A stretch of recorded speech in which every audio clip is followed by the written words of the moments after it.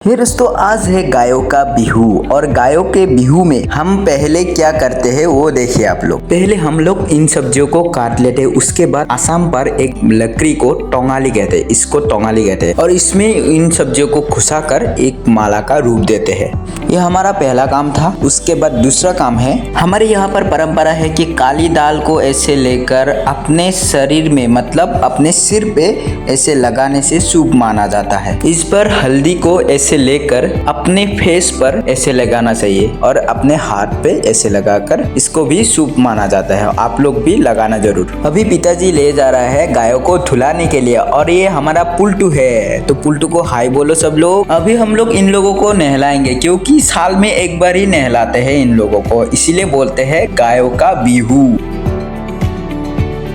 अरे भाइयों, मैं पहली बार नहा रहा हूँ। अरे भाइयों, मेरा नाम है पुल्टू और मुझे मार रहा है। और आज का वीडियो यहीं पर रखते हैं, नेक्स्ट वीडियो में फिर से मिलूंगा।